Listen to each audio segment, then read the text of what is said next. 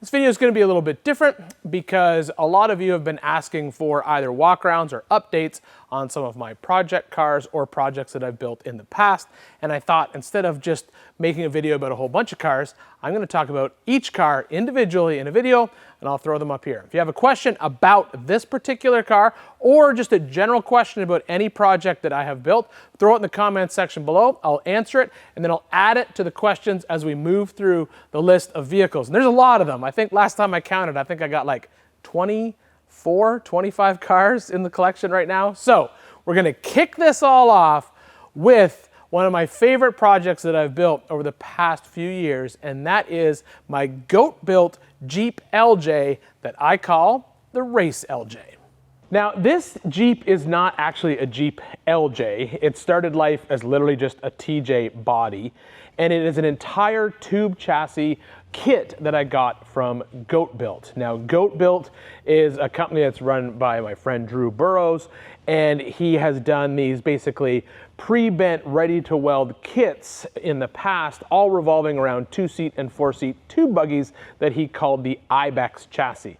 Now, I'd built an Ibex chassis before, and I was really impressed with how well it worked. So when I was called by Motortrend and Discovery to relaunch FourWheeler as a television show, I knew that out of the gate, I had to do pretty serious throwdown off-road project, because in the past, when I launched Extreme 4x4 on Spike TV, the first project out of the gate was a lifted street truck, and it was not received well by the fans. So I knew if I had a chance to basically rebrand, relaunch a show for a new network, then we had to come out of the gate swinging, we had to come out swinging hard. So I was literally sitting in an office with the network execs and the production company and myself, and we were just talking about what the show's gonna look like, how it's gonna feel, and at the same time, I was literally texting Drew on my phone saying, hey, launch this new show on Discovery, it's gonna be this whole deal on Motortrend Network, I need your Jeep chassis to kick this project off.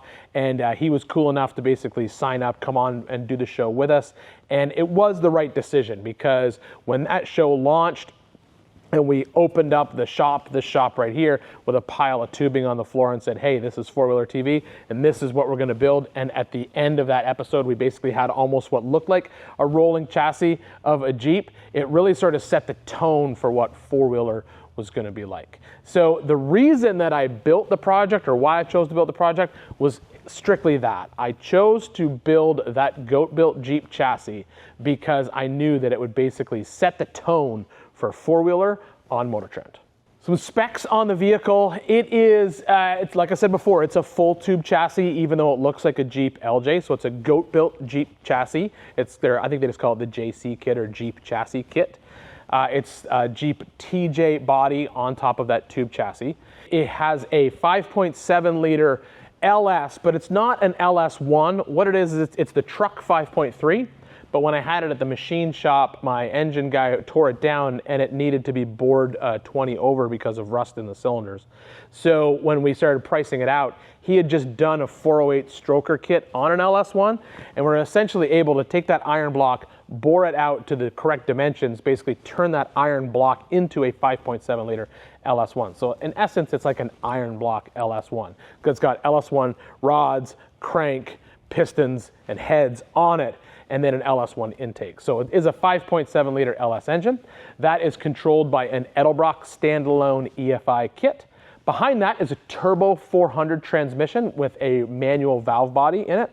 Behind that is an Atlas transfer case with a 3.8:1 low range ratio. JE reel drive shafts, 1350 U-joints on all four corners. The front is a two-piece shaft using a kit from Wide Open Designs, basically the carrier bearing in the front. And that goes down and drives a set of Spider-Trax 9-inch axles. It's not their Pro series, but it's their really good trail series. Spider-Trax unit bearings all the way around, Spider-Trax knuckles up front. Inside those Spider-Trax axles are two nodular iron third members. Out back, it is a Yukon low pinion with a 540 gear set. And up front, it's a true high 9 with a 538 and a air selectable locker up front. The reason I went with the high pinion up front was just to give me a better driveline angle up front, and the low pinion, it works out fine because it's an LJ and it's got the wheelbase to make it work. I do have two sets of axle shafts for the vehicle, because when I originally built it, we just put the SpiderTrax Pro Series bearings front and rear. But the SpiderTrax bearings cannot accept a selectable hub or a freewheeling hub. And when I took the vehicle on Ultimate Adventure, I wanted to have the ability to unlock the front axle. So I have a set of SpiderTrax shafts for the front that feed into the SpiderTrax hubs. And then I also have another set of SpiderTrax unit bearings with freewheeling hubs from the previous generation of SpiderTrax axles, and then have a set of RCVs driving those. So depending on what I'm doing with the vehicle, I can basically make it full throwdown hardcore rock crawler type stuff, put all the SpiderTrax stuff in it, basically make an Ultra4 car, or if it's going to spend a bunch of time on the street, well, then I put the RCVs in it with the selectable hubs. It's got Radflow shocks on all 4 corners, and that's a coil carrier, bypass, and an air bump on all 4 corners. Up front, they're mounted directly to the axle. Out back, they're sitting on a set of Goat Built trailing arms. Wheelbase on the car is right at 110, 111 inches, and it's sitting on a set of 42-inch red label crawlers that are mounted to trail-ready forged 20-inch beadlocks. Willwood brakes on all 4 corners. I'm using the stock TJ Vacuum Assist Master. I've done that on a couple projects with the Willwood 6-piston stuff, and it works great. Inside the truck is where things got a little bit cool. When I first talked to Drew, he had suggested just building like an aluminum sort of race car dash. I really wanted it to look kind of Jeepy, so I asked, is there a way to fit a Jeep TJ dash into the chassis? He didn't think it could be done. It took a lot of cutting. Essentially, I had to buy 2 dashes, spend time cutting on one to make it fit, and then transfer all those measurements onto another dash skin that I got off of eBay. And I was able to put a Jeep dash, including the steering column, into the Jeep. And then it's got a set of aftermarket autometer gauges in a stock bezel that's basically designed to fit aftermarket gauges in a Jeep TJ. So inside the vehicle, it still looks pretty Jeepy, but everything on the outside and underneath, it's full race car, tube buggy. Essentially, I like to call it an Ultra4 pre-runner, because you could use it for that. You could go and pre-run most of King of the Hammers with this car and be comfortable and basically be sitting in a Jeep for the whole trip. It's a great Swiss Army knife of trucks. Some of the cool stories around the Jeep. So the first cool story would be when I was planning the Jeep build and we were launching FourWheeler TV, I was sitting with the network and the production company, and we're basically mapping out the feel for the show. What I didn't know was at the same time, the magazine crew was still back, because at the time FourWheeler magazine still existed. The FourWheeler magazine guys had found out that I was going to host the show. And while I was telling the network that, hey, if we're going to come out of the gate with this project, we need to come out with like a super hardcore off-road, throwdown hardcore, basically wheeler, the magazine people, when they found out that I was hosting the show, they were like, for the love of God, do not let Ian build some crazy tube buggy where he's got a plasma table running and welders all day. Just do like a lifted Ford dent side leaf springs with an SM465. That's FourWheeler. And obviously the network sided with us, and I think it was the right decision, because as soon as the show launched, super popular, everybody loves it. And whenever the new episodes came out, we were always the #1 on the network, as well as #1 on the streaming app. So I think we really set the tone for FourWheeler correctly with that project. Another funny story about this truck was when I got invited on Ultimate Adventure. So my first time ever on Ultimate Adventure was a few years previous, and we did New England. And I took the shop truck, and we had a great time. It was lots of hardcore throwdown wheeling, a little bit of road miles here and there. I think maybe 500-600 miles in total. But when we were on the road, we were doing like back roads and back highways. Maximum speed was maybe 60-65 miles an hour. Well, this trip, unbeknownst to me, was going to be very different. So this trip was kind of where the Ultimate Adventure transitioned into a lot more like overlanding stuff. So this trip was Montana, Wyoming, and South Dakota. Even though we never went wheeling in Wyoming, we just drove across it. I think the total miles on that trip was 1,200 miles, road miles. There were times where these guys, they were doing like 75, 80 miles an hour down the interstate. And I'm in this Jeep LJ, trying to keep up with 540 gears, the turbo 400. I think I was turning like 3,800 RPM, just screaming, and everything was on fire, right? Engine was overheating, transmission was overheating, diffs were overheating. Everything was just going crazy. And so it was not a really great showcase of that vehicle, because it was honestly just too many miles. We did 2 back-to-back 500 road days, and at the end of the second day, the transmission in that truck was done. It was literally pouring transmission fluid out of the vent that was the color of this coffee, and everyone thought they were absolutely finished. Luckily, I jumped in on social media, called around to a few people, found out there was a guy locally had a shop named Colt. You may know him from Colt Builds It YouTube channel. Well, that's where I went and hung out at his house. We put the Jeep in his shop, dropped the skid plates, dropped the transmission pan, pulled the valve body out, cleaned everything back up, put it all back together, put fresh fluid in it, and then the truck worked great.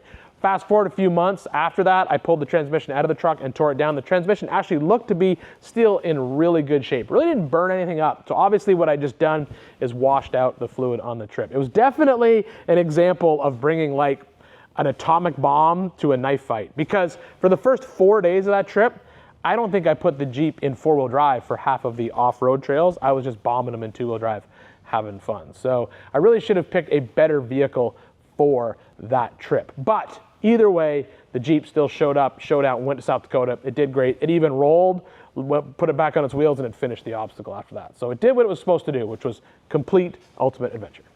I don't think I'd change anything on the truck. It really honestly just works so well.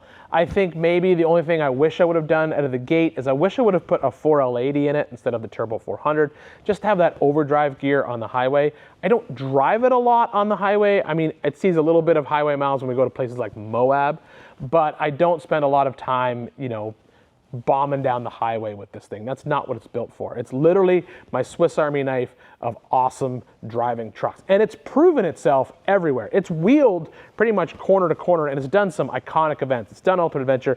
I've done King of the Hammers and used it to pre-run as well as run some of the race course. I've taken it on Trail to SEMA. I took it on 24-hour hell and back twice, and the truck has never let me down. It's always just one of those super reliable trucks. So as much as I say I might want to change something in the truck, I think it works so well, I don't really want to change anything. So I'm really, really happy with how the vehicle works. It's hard to put a number on what it would cost to build the truck, because in its current form, that Goat Built chassis with all the bells and whistles that I put in there, I mean, there's probably $100,000 to $120,000 worth of parts, and then the labor on top of that. So it's not really feasible to say, if you want to build this truck, you need 120 grand, because you don't.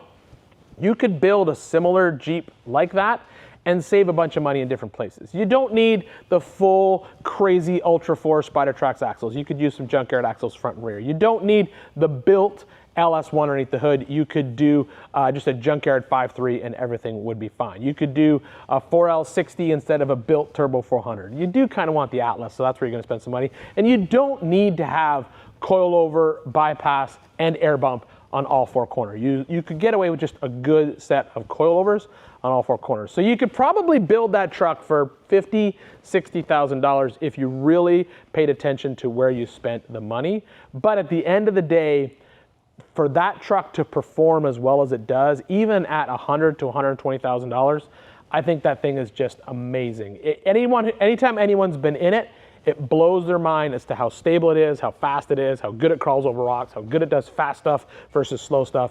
It really is a truck. So even though the price would be high, it's definitely worth it. If you're considering building a tube chassis Jeep, definitely look at the Goat Built chassis. It's well worth the investment up front. It's gonna save you so much time, and all the engineering's done for you. It's really, really a good idea. So if you're thinking of building a Goat Built car, all I can say is do it. You won't be disappointed. One additional funny story, that LJ is the only vehicle that I have ever built and then sold. As soon as I sold it, I regretted it. The only reason I sold it was because a friend of mine was gonna be building a Goat Built car, and I said, listen, if you're gonna build it, just buy this one, I'll cut you a screaming deal. Sold it to him for, I think I sold him like $40,000, which is a really good deal for that car. And about 6, 8 months later, he called me up and he said, hey, I love this car, but I think I'm actually still gonna build one. So can I sell this one? Will it offend you? And I said, no, I'm glad you called me because I kind of want it back. I really regret selling it. So I gave him his money back and I got the car back. Super, super happy. And it just taught me that I probably shouldn't sell any vehicle that I build because I miss them as soon as they're gone.